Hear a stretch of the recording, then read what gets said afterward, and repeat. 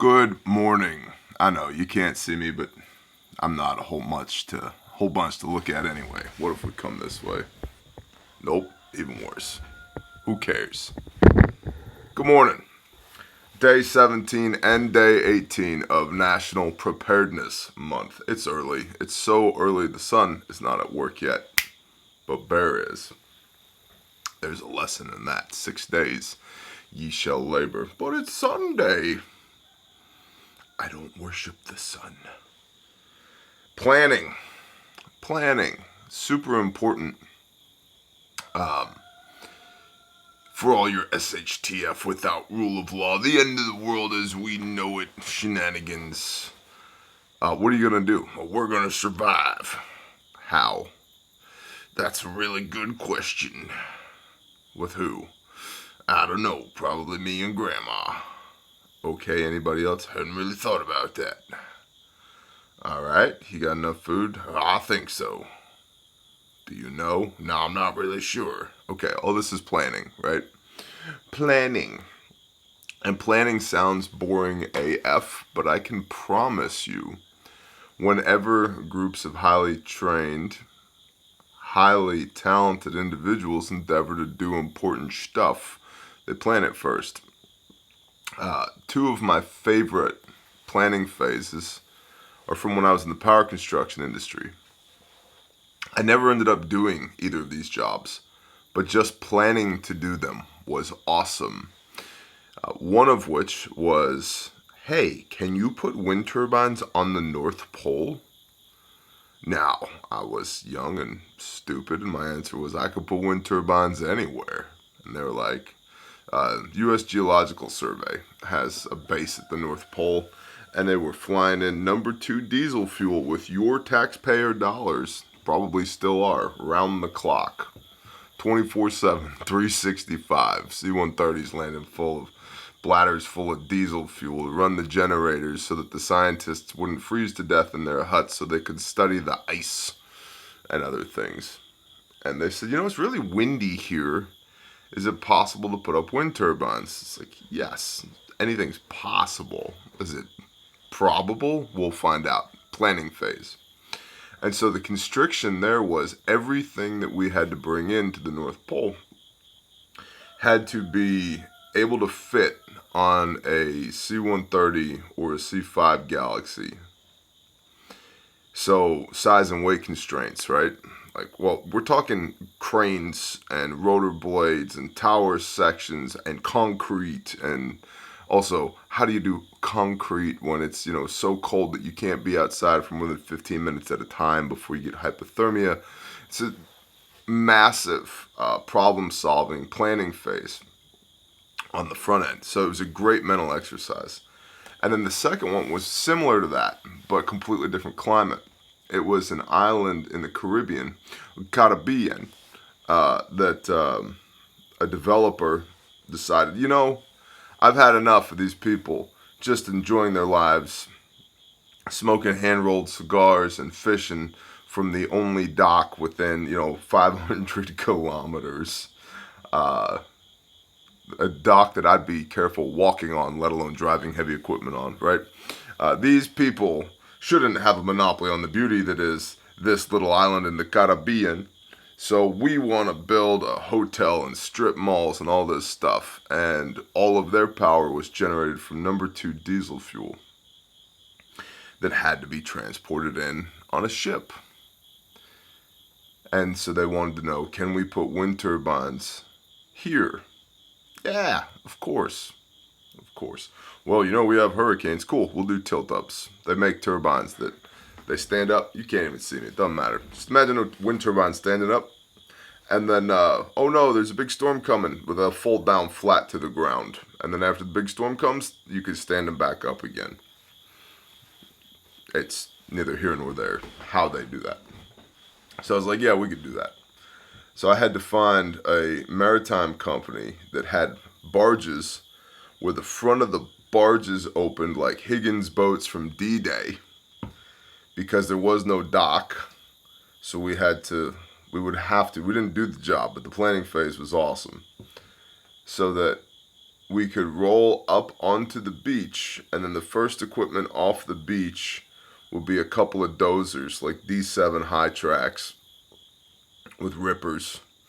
You get them off so we could clear the beachhead and then use the D7s to drag other equipment off of the barges to establish the beachhead, and then a portable concrete batch plant. We already had sand and aggregate and cement and desalination equipment to turn the ocean water into drinking water, not only for the people but also for making concrete, so that we could begin to pour an actual dock, so that we could then start to bring in container ships and build roads to the site where the turbines were going to go.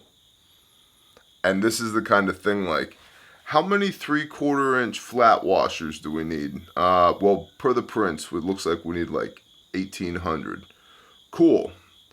Bring 5,000 and put 2,500 of them on this ship and 2,500 of them on that ship. Because you don't just go to the Home Depot to get another one, because there isn't a Home Depot. See what I mean? So planning, this is applicable to preparedness. Big words early in the morning, tremendous. This is applicable to preparedness because depending on what scenario we're talking about here and what scenario you're planning for, there may not be the proverbial Home Depot either, right? Whether for it's a day, a week, a month, a year, a lifetime, that facet of the system, the redundancy that the system offers, is gone. So I like to apply that planning phase to everything that we do and look at it through a preparedness context. Oh my gosh. Bic lighters. Oh, hey, now you can see me. Oh, Bic lighters, right? What happens when there's no more Bic lighters? Well, get good at rubbing two sticks together, but also, how about you fill a bin full of Bic lighters, right? Because what happens when you can never get another one? Yeah, basic stuff, right? So planning is something that a lot of preppers don't put much thought to. And yes, it's true, no plan, Bear, you know damn well that no plan survives first contact with the enemy. Yeah, that's great. That doesn't mean don't have a plan, right? And also, the plan doesn't have to be perfect. Don't get bogged down in the weeds,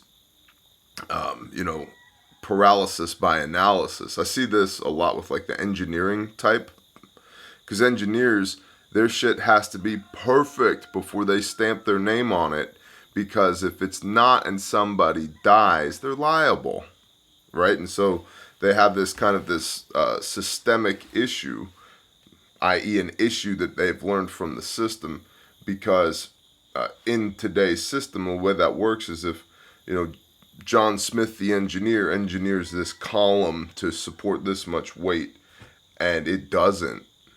John Smith is the engineer of record, and he can be sued for all the people that died when that column failed. Well, it doesn't have to be 100% bulletproof, ironclad SHTF planning.